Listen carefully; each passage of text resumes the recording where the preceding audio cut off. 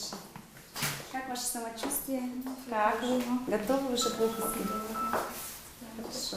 Главный врач Республиканского клинического перинатального центра Мадина Хутиева перед выпиской общается с мамой малышки, которую врачи буквально вернули с того света. Маленькая Амалия с рождения столкнулась с множественными проблемами со здоровьем. Врожденная пневмония, острая сердечно-сосудистая и почечная недостаточность в тяжелой форме. Смотрели за ребеночком очень хорошо, я была довольна. И внимание было как со стороны медсестер, как со стороны врачей. Как видите, состояние у нас все хорошо, мы ее выписываемся сегодня. Также была проведена, ей делали диализ из-за почечной недостаточности. У нас почка вообще не работала, можно сказать. Сейчас делают автоматизацию медикаментов.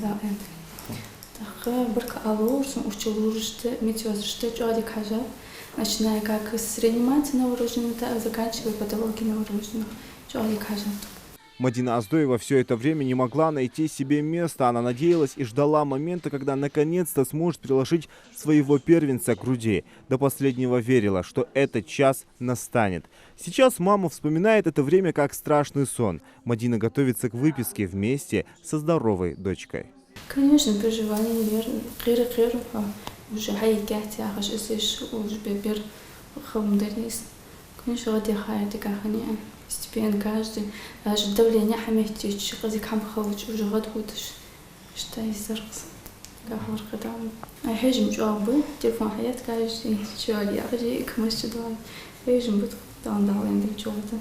Полуторамесячная Амалия – настоящий борец за жизнь, отмечают врачи. В тяжелом состоянии после рождения ее перевели из Сунжинской ЦРБ в отделение реанимации и интенсивной терапии новорожденных РКПЦ. Впервые в истории перинатального центра малышки такого возраста успешно провели перитонеальный диализ. Диализ длился в течение 7 дней. Нужно отдать должное, наши доктора провели эту процедуру достаточно успешно.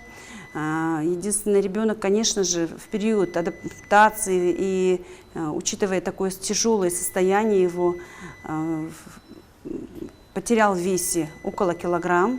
И когда переводился он уже на второй этап выхаживания, то есть это отделение патологии новорожденных, по истечении почти месяца мы боролись за то, чтобы нарастить массу тела, наверстать ту массу тела, которую он потерял. И, конечно же, этот второй этап выхаживания, он длился более 2 недель.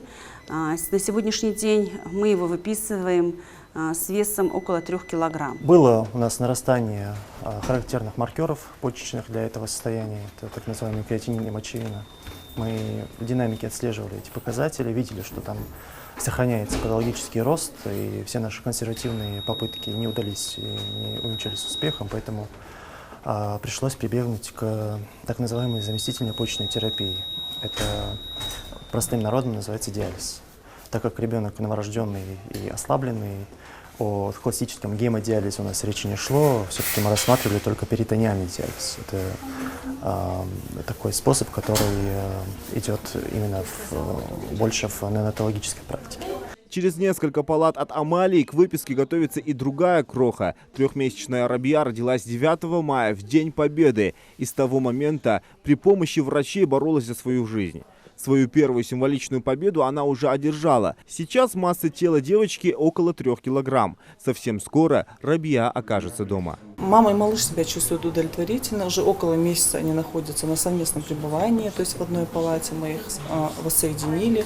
В принципе, в удовлетворительном состоянии выписываем. Каждое такое событие – личная победа руководства и всего медперсонала перинатального центра. Ранее врачам здесь удавалось выходить малышей с куда более низкой массой тела, на языке медиков экстремально низкой. Тот ребенок, которого мы выписывали в начале года, я считаю, что это тоже одно из достижений для центра. То есть это не первый ребенок, которого мы с низкой массой выписываем. То есть у нас был еще ребенок до этого, который был еще ниже массы тела, то есть менее 500 грамм. Во многом благодаря возможности и профессионализму врачей РКПЦ в Ингушетии, согласно статистике, один из лучших показателей по рождаемости в стране – 15 новорожденных на 1000 населения. Увеличить показатели удалось благодаря реализуемым нацпроектам «Здравоохранение» и «Демография», которые запущены по поручению президента России Владимира Путина. Зелимхан Калуев, Султан Булгучев, Новости 24.